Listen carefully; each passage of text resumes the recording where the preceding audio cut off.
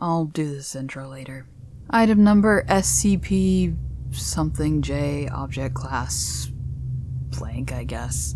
Special containment procedures in a box in my office. Description: it's a rock that makes you procrastinate.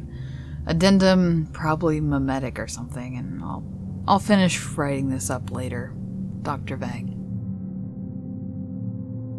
It was mimetic, after all.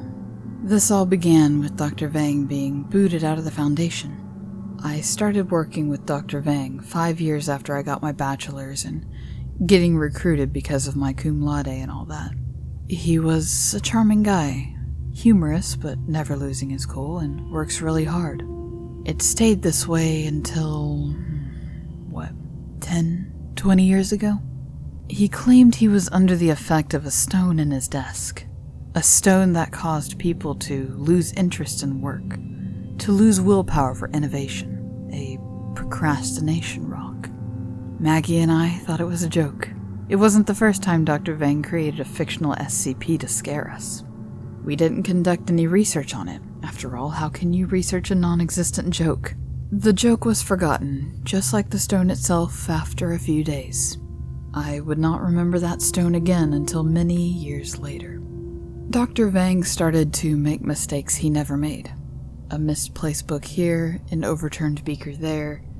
It was all explained away with a wave of a hand. He was an old man, after all. Then came the rushed reports, the missed meetings, the general lack of work done. His powers were taken, positions degraded, yet no one bothered to seek out a reason. I tried to not let him get fired.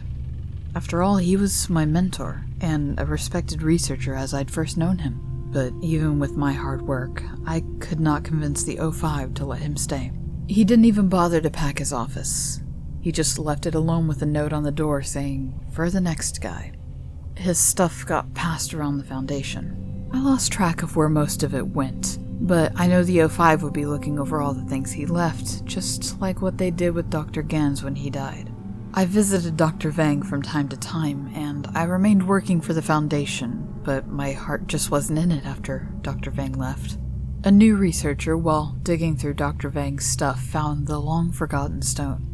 It is technically an SCP, albeit not designated any object class or number. The incompetent researcher didn't find any anomalous properties and just disposed of it. The Foundation moved on to more important stuff. After all, who cares about a dinky stone with a 4-line report? The Foundation moved on to more important stuff. After all, who cares about a dingy stone with a 4-line report? The rock was tossed aside, along with other regular Foundation garbage. Soon, small problems started to pop up. A delivery that was supposed to arrive in a week took half a month due to decreased flights. An episode of a show was delayed months because of a lack of personnel.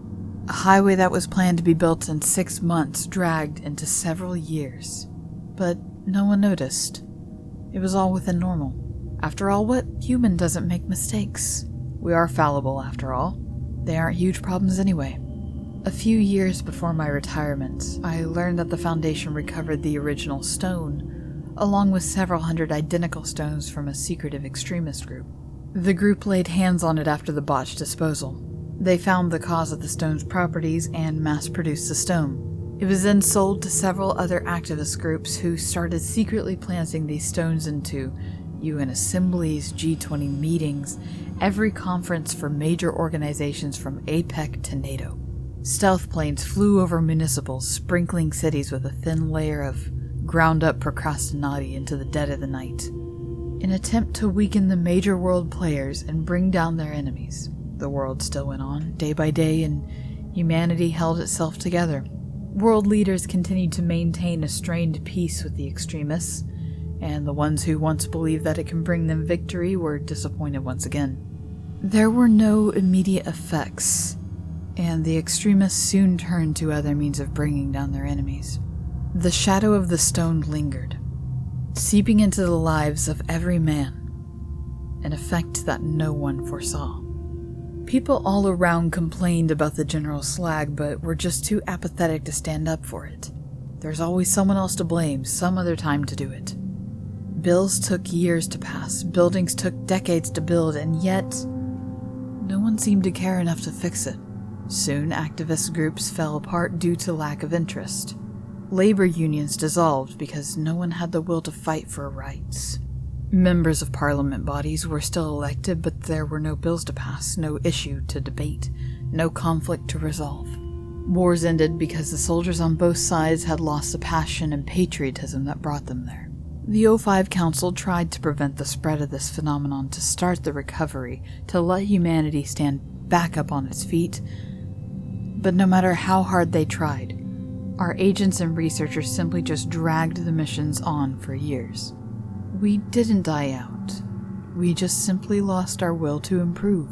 Everyone just didn't care, I guess. Life was good. Why change? There's always later.